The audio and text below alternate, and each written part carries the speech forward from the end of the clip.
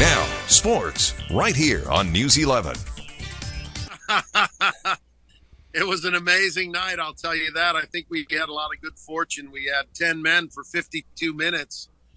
An unfortunate red card for an accidental play, but that's the way it goes sometimes. Back to the national championship game. Welcome back, everyone. I'm Scott Gross. For the second year in a row, the Arizona Western men's soccer team is one win away from claiming the program's first ever national championship.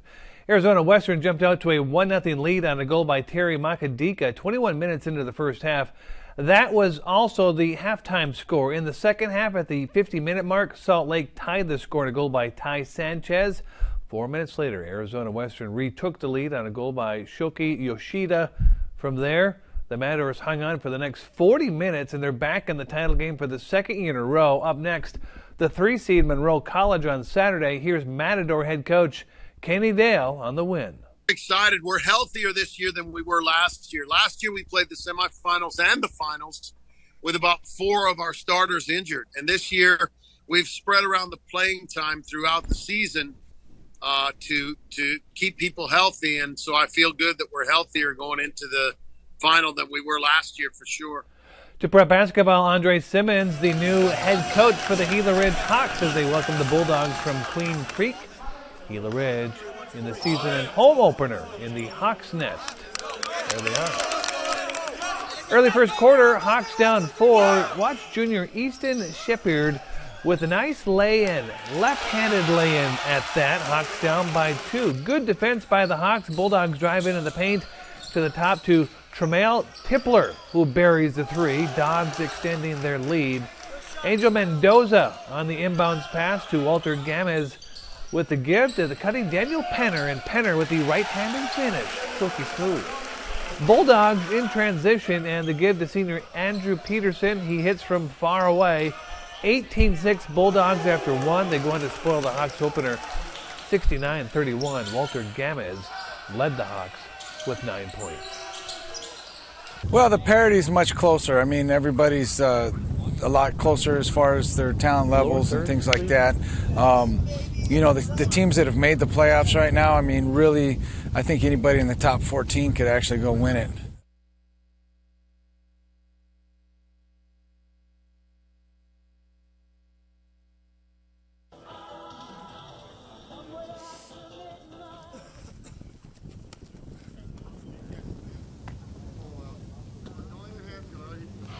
Last Friday, over at St. Mary's, catapulted the Shamrocks from the 11th seed to the 5 seed.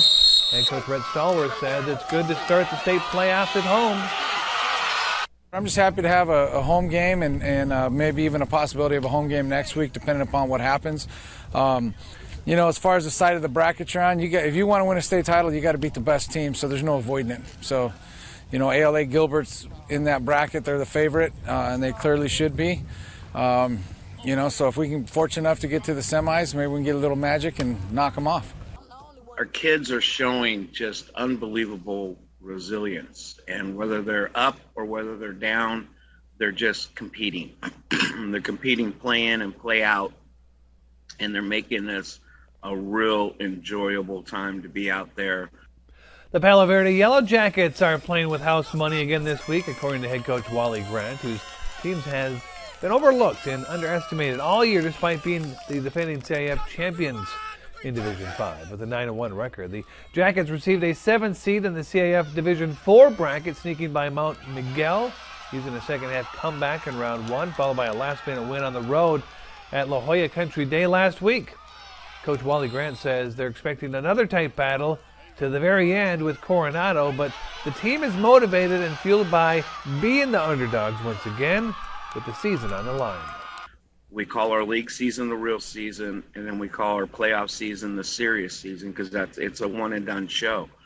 And after what we accomplished last year, you know, I feel we're playing on house money. You know, they seeded us number 7 this year. They really didn't give us a whole lot of respect when it was all said and done.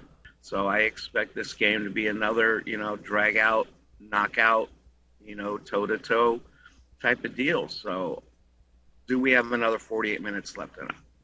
Stay tuned to find out if they do have another 48 minutes in them. Palo Verde's trip to Third-seeded Coronado tomorrow night. You'll catch live coverage right here on Friday Night Lights.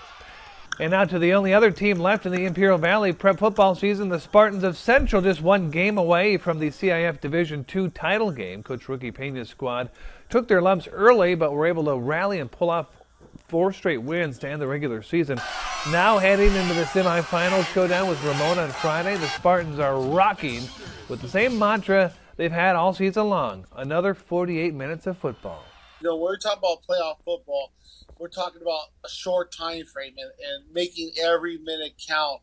And we're very fortunate to go ahead and get another 48 minutes. You know, we're looking forward to playing Ramona. We're looking forward to the challenges that they bring us.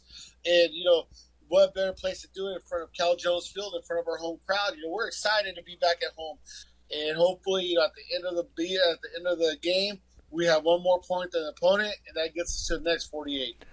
A potential revenge game lingers with one-seeded Granite Hills, who they lost to in Week 4. That would be the Spartans. Catch all the coverage on Friday Night Lights tomorrow at 10:15 p.m. And that's all the time we have for sports.